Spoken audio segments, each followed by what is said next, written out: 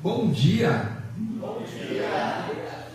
Bom, para quem me conhece, meu nome é Caio, nós somos a Igreja de Cristo Internacional de Ribeirão Preto. Seja muito bem-vindo, você que está aqui pela primeira vez. Seja muito bem-vindo se você está visitando, se não é pela primeira vez, se você já veio 2, 3 ou algumas vezes. E seja muito bem-vindo você também que está aqui todo domingo. É muito bom receber você aqui. Bom, eu acho que vocês já tiveram um spoiler aqui, né, pelo que está projetado.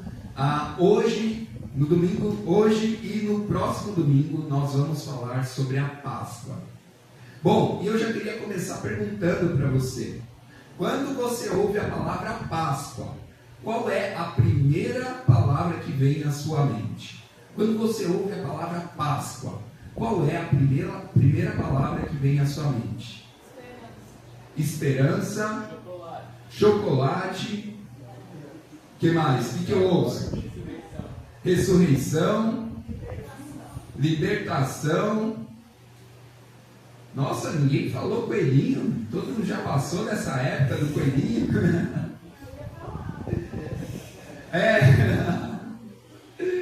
Muito bom, várias palavras vêm à nossa mente, certo? E quando você era criança, você já ficou curioso sobre o que realmente significava a Páscoa? À medida que você foi crescendo, aí você viu que o coelhinho da Páscoa não era real, que não era ele que te trazia o chocolate e os ovos. Quando você via que não era só uma questão de chocolate, você ficou curioso para saber o que significava mesmo a Páscoa, de onde ela veio, como que surgiu, qual é a história dela? Bom, professor.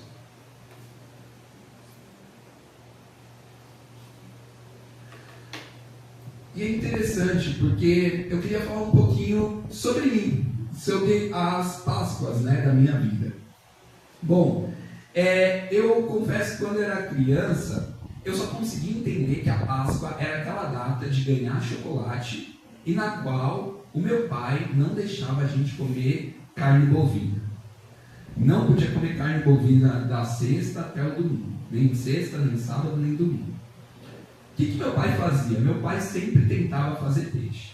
Qual era o ponto? A Páscoa era aquela data que eu e os meus irmãos ficavam desejando aqueles ovos de Páscoa no mercado. A gente passava no mercado e via aqueles ovos de Páscoa lá em cima. E a gente já ficava escolhendo. Quando chegar a Páscoa, eu quero esse. Aí meu irmão falava, eu quero aquele. E a gente ficava falando, nossa, mas esse vem tal brinquedo, esse é mais legal. E assim era o período de Páscoa para a gente. Quando os ovos de Páscoa estavam na gôndola do mercado, a gente via, uau, está chegando aquela fase do ano.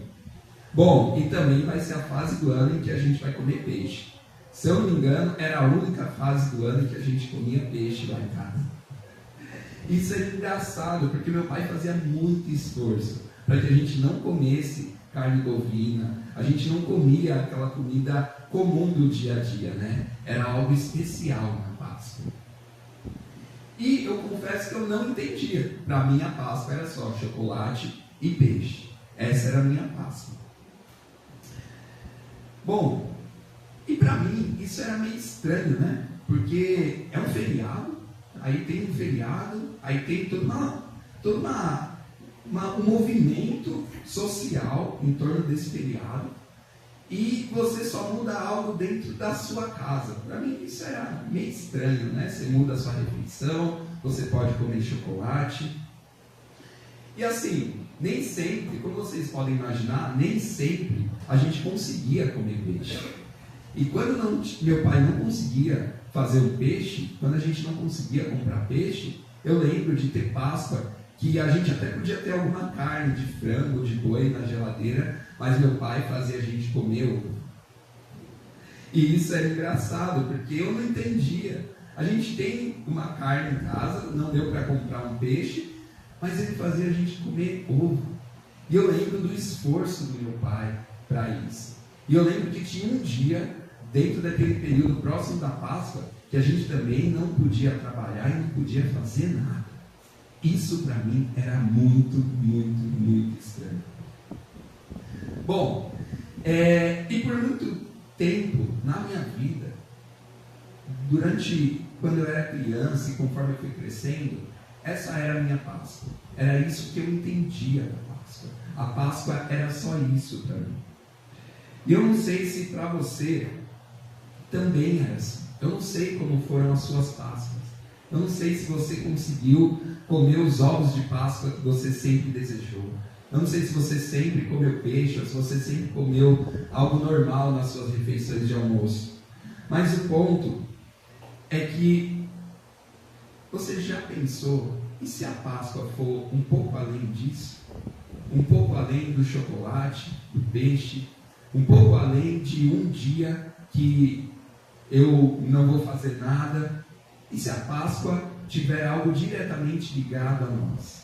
Se a Páscoa tiver algo diretamente ligado a eu e você e a nossa vida?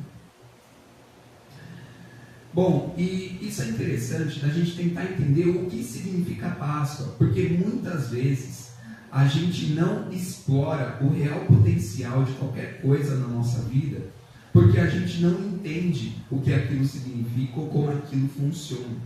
E eu acredito que com a Páscoa é da mesma maneira.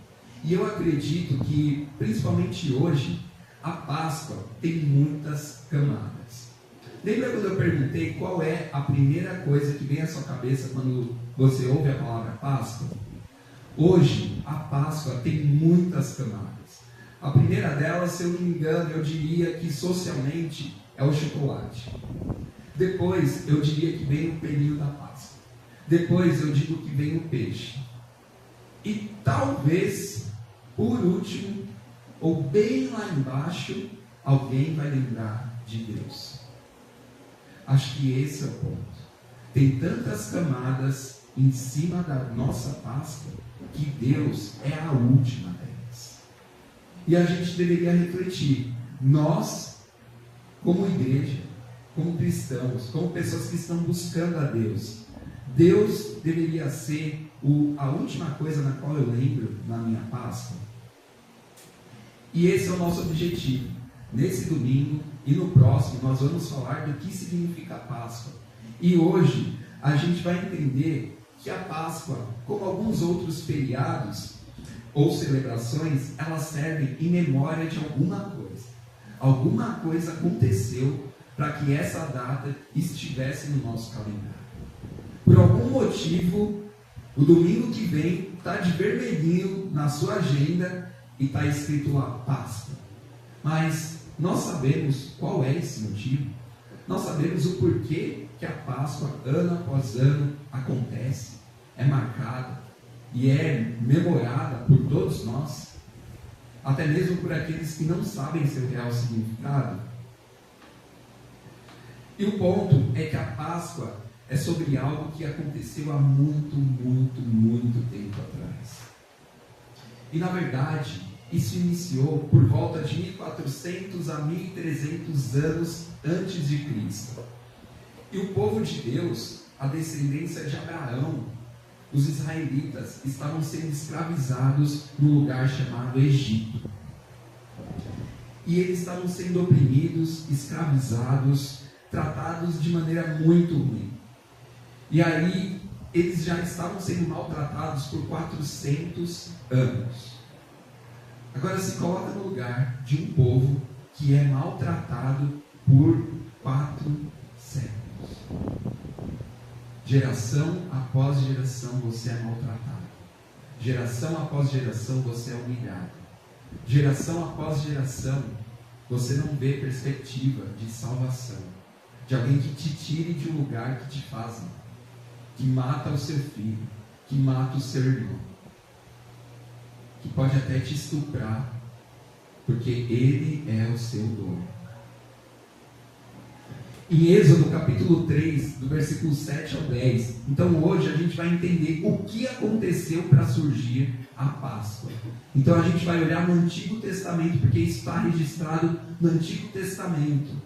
E é tão incrível porque Deus, Ele deixa para a gente. Se você quer saber a origem de qualquer coisa, vá até a Bíblia. Se você quer saber sobre qualquer coisa, vá até a Bíblia.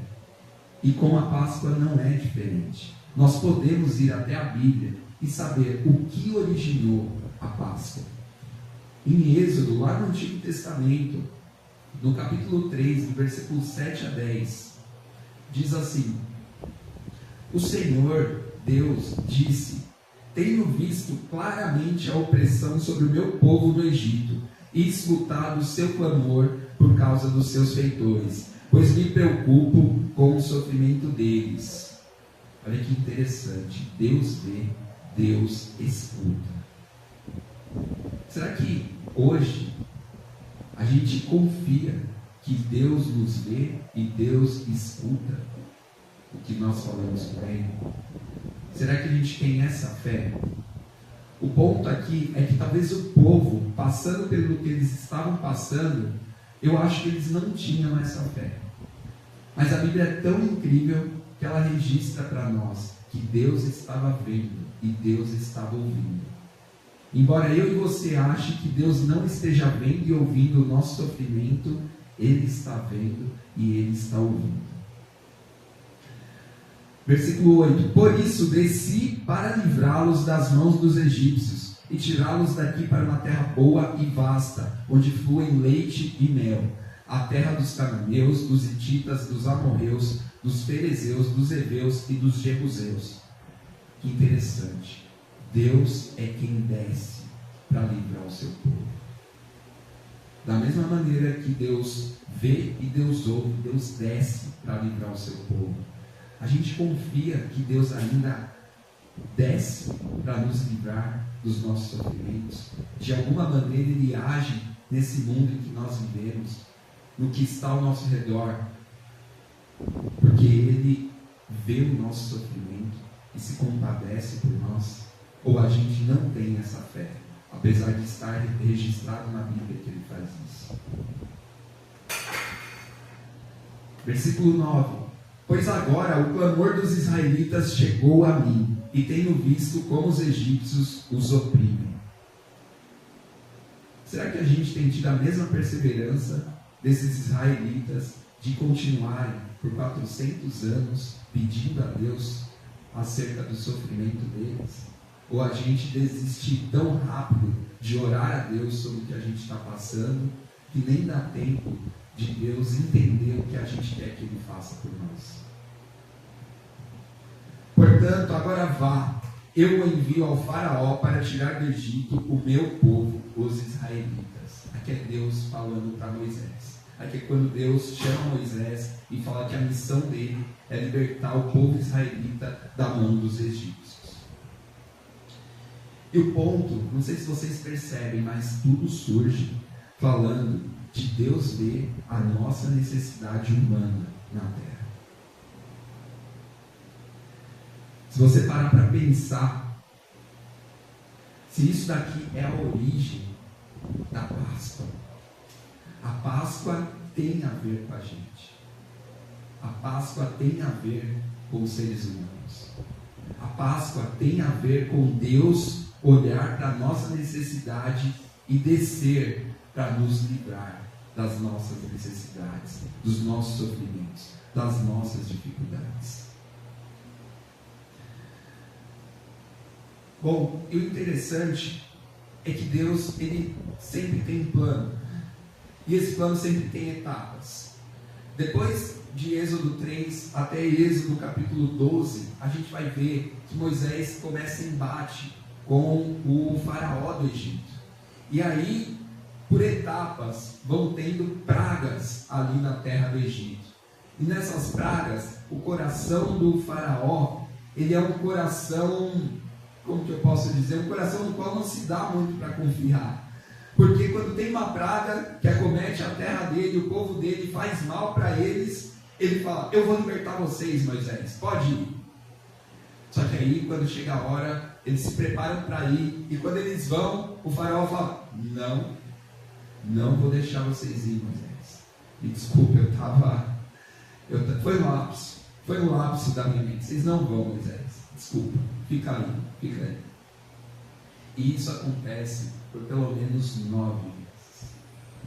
Por pelo menos 9 situações diferentes, ocasiões, entre Deus e Moisés, contra o faraó e os egípcios. o faraó volta atrás sobre libertar os egípcios. E é interessante porque Deus prepara uma última praga, a 10ª. E o interessante é que lá em Êxodo 12, a partir do versículo 11, diz assim: e Deus fala, olha, vocês vão preparar uma refeição, um cordeiro ou um cabrito por família. Se seu vizinho não tiver como comprar, como ter um carneiro ou um cabrito, você vai chamar ele para comer junto com você. O importante é que você faça duas coisas. A primeira é que você pegue esse sangue do cabrito, antes de você preparar ele, e você pinte o batente da porta da sua casa, tanto o lateral quanto o central. E a outra coisa, que depois de comer vocês estejam prontos para partir, porque eu vou libertar vocês.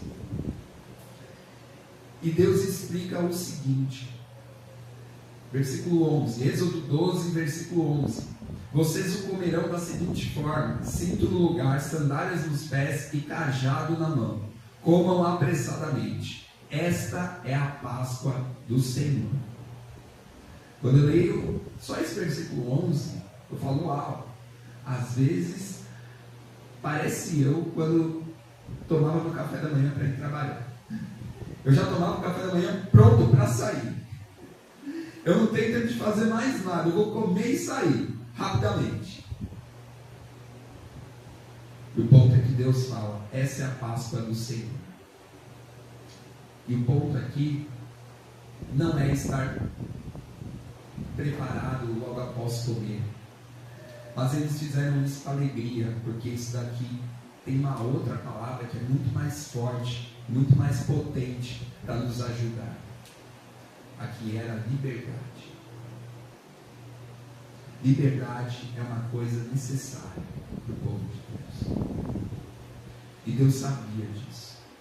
E Deus fala que a liberdade do povo dele, essa é a Páscoa do Senhor. Isso que é a Páscoa, a liberdade do meu povo. Versículo 12: naquela mesma noite passarei pelo Egito e matarei todos os primogênitos, tanto dos homens como dos animais, e executarei juízo sobre todos os deuses do Egito. Eu sou o Senhor. Basicamente, Deus estava falando, olha, nada vai me impedir. Eu preciso executar um juízo mais rigoroso para esse povo. Porque esse povo oprimiu vocês, maltratou vocês. E eu sou o Deus de vocês. Não há nada que vá se levantar, não há nenhum Deus do Egito que vai conseguir se opor a mim. Nada se opõe a Deus. Nada consegue parar o juízo de Deus. Versículo 13: o sangue será um sinal para indicar as casas em que vocês estiverem. Quando eu vir o sangue, passarei adiante. A praga de destruição não os atingirá quando eu ferir o Egito. Qualquer semelhança é mera deuscidência. A coincidência é feita por Deus. O sangue é que salva o povo da destruição. Quem tiver a marca do sangue na sua porta, Deus vai passar adiante. Quem tiver a marca de sangue não vai ser ferido. Este dia será um memorial que vocês e todas as suas gerações celebrarão como festa ao Senhor. Celebrem-no como estatuto perpétuo. A passagem do juízo de Deus pela terra egípcia, matando esses primogênitos, dando liberdade ao povo, liberdade ao seu povo que estava sendo oprimido, maltratado pelo pecado de outros. Essa é a Páscoa do Senhor. A Páscoa do Senhor significa liberdade para o seu povo. Mas não é uma liberdade que o próprio povo consegue, é uma liberdade que Deus concede a eles. O ponto é que a Páscoa é Deus nos libertar daquilo que nos escraviza. Isso é a Páscoa do Senhor. Bom, e é interessante porque a palavra Páscoa no hebraico é esse pechá. Pechá.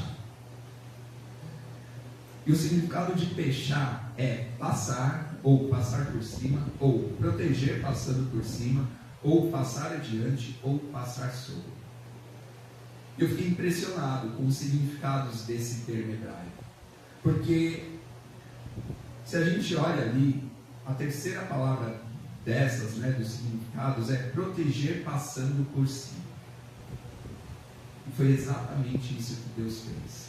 Ele protegeu o seu povo passando por cima dos outros. O ponto é que Deus protegeu o seu povo na Páscoa. Deus não só libertou, mas Ele protegeu. Ele fez o que tinha que fazer para proteger o seu povo. Quem é pai, quem é mãe aqui? Você não faria qualquer coisa para proteger o seu filho de algum perigo? Até de maneira irracional, até sem conseguir pensar direito. Muitas vezes a gente fica procurando, Nossa, mas um Deus que faz isso é um Deus ruim, é um Deus cruel. O ponto, não se esqueça que Deus é Pai. Os seus filhos têm prioridade para Ele. O ponto é, Deus faz o que Ele precisar para te libertar da escravidão que você vive, seja ela qual for. E outra coisa interessante aqui é que nenhum desses significados do termo hebraico pechá, nenhum deles é passivo. Vocês conseguem perceber isso? Nenhum deles é passivo, é sempre um movimento de Deus. É Deus em movimento para salvar o seu povo. Deus passa por cima, Deus protege, Deus vai adiante, Deus passa sobre. Nunca é passividade de Deus, mas sim Deus em movimento para libertar o seu povo. Olha que interessante, Deus, sempre que você precisa de Deus, Deus se movimenta para te libertar. Deus se movimenta para te ajudar. Muitas vezes a gente fica preso achando que só nós vamos até Deus e vamos na direção de Deus. Mas quantas vezes a gente não tem reconhecido que Deus também faz um movimento para nos ajudar, para nos libertar, para responder a uma oração nossa. Eu não sei se vocês conseguem perceber também outra coisa, mas nessa Páscoa aqui do Senhor, lá passando pelo Egito, não importava quem estava dentro da casa. Vocês conseguem enxergar? Não importava, mas importava o sangue que estava na porta, indicando para Deus por qual casa ele passaria direto. Então, ponto, não é uma questão de mérito entre as pessoas, mas o ponto também não era moralidade, não era perfeição. E isso é a graça de Deus. Olha, eu vou vir contra os egípcios, contra os deuses deles, porque vocês israelitas são os meus filhos, é o meu povo. Eu quero levar vocês para uma terra próspera. E eu vou lidar com os pecados de vocês depois, mas agora é importante que eu salve vocês. Por 400 anos vocês sofreram, estão pedindo ajuda. E eu, como pai, vou até vocês. E eu vou lidar com os pecados de vocês na frente, mas agora não é por mérito, mas é pelo sangue que me sinaliza quem é do meu povo e quem não é. Não é por mérito, não é pela perfeição de vocês. Talvez alguns daqueles israelitas, com certeza, na nossa visão humana, uns mereciam menos, outros mais, uns sofreram mais, outros sofreram menos, mas Deus falou, eu vou salvar, eu vou libertar vocês. Basta ter o sangue na porta. Não é por mérito. Você não precisa ficar buscando a perfeição. Mas eu quero que vocês aprendam com isso.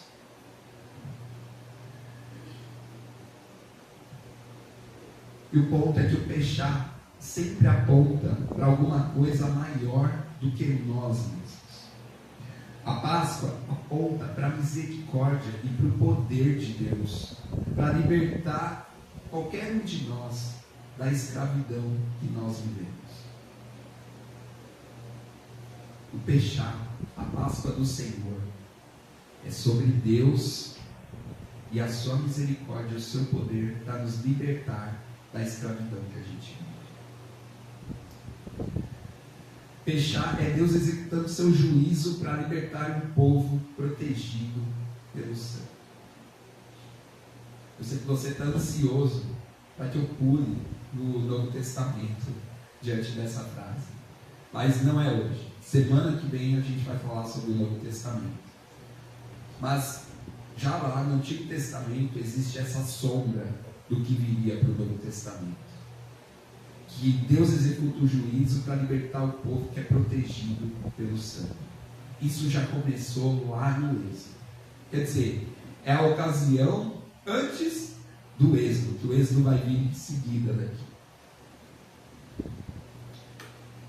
E aí acontece. E aí Deus continua conversando com Moisés e com o seu povo.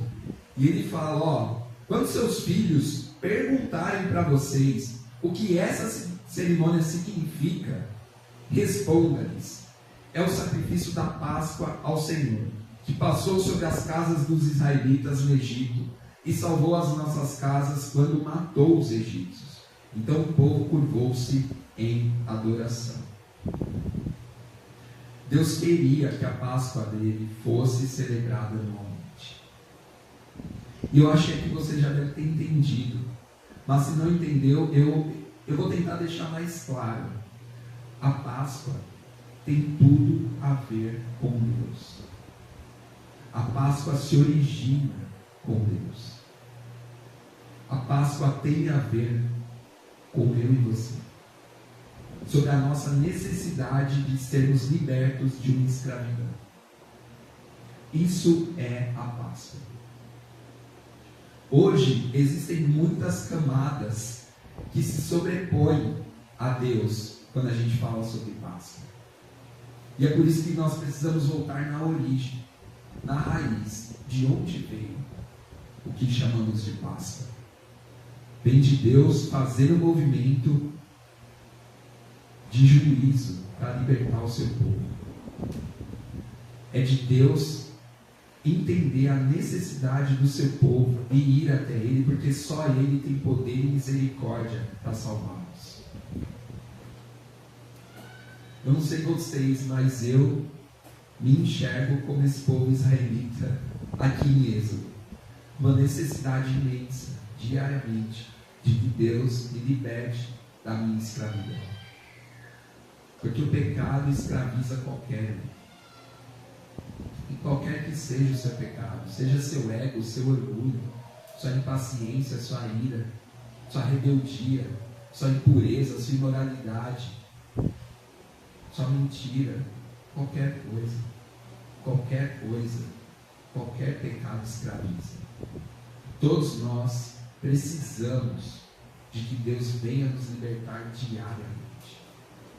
Honestamente, todos os dias nós precisamos da Páscoa do Senhor, de que Ele desça, passe, purifique o nosso interior, para que a gente consiga sair dali liberto dessa escravidão, desse pecado. E o ponto aqui, versículo 26 e 27, Deus fala para o povo celebrar, para o povo se lembrar disso, para passar para os filhos sobre o que aconteceu, porque Deus entende a nossa humanidade. Deus entende e sabe da nossa falta de memória das coisas. Deus sabe que a nossa memória é curta. Deus sabe que eles poderiam esquecer do que aconteceu. Deus sabia que isso era importante, porque se o povo não se lembra da libertação, em qualquer momento eles voltariam a viver como escravos. E isso não é só para aquele povo israelita que estava há muito tempo no Egito, mas isso é para nós também. Se nós não lembramos da libertação de Deus nas nossas vidas, nós voltamos a viver como escravos, facilmente. se a gente não lembra do que Deus faz, a gente volta a cometer os mesmos pecados. A gente volta a ser escravo daquilo que antes nos prendia.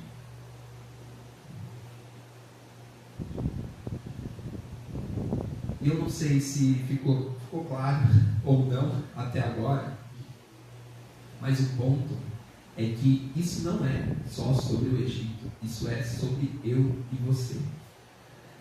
E Deus continua libertando hoje. Eu não sei se você tem a fé nisso, mas Deus continua libertando hoje cada um de nós. Mas às vezes a gente lembra, às vezes a gente não lembra.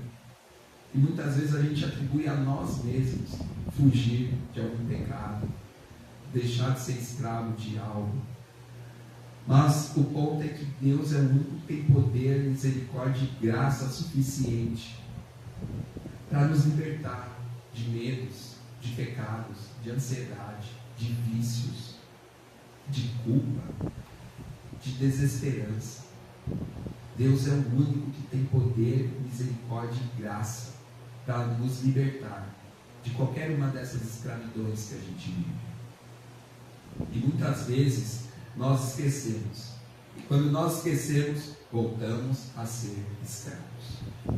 A gente esquece e volta a ficar acorrentado. Eu não sei se você parou para refletir, mas eu queria que você parasse para refletir. Cada um aqui tem um contexto, uma fase de vida nesse momento. E aí eu quero que você tente pensar intencionalmente se você já viu Deus restaurando algum casamento, algum relacionamento. Pode ser até mesmo o seu próprio casamento. Se você lembra de algum momento que Deus já te direcionou em uma decisão difícil. Eu não sei se você lembra de algum momento que Deus já te ajudou a se livrar de algum pecado que era muito difícil para você. Eu não sei se você lembra se Deus já te ajudou a passar por uma situação de crise financeira muito grande. Eu não sei se você já passou por algo de Deus ter te dado paz em um momento de ansiedade e preocupação, que você acha que ia morrer de tanta ansiedade e preocupação por alguma coisa.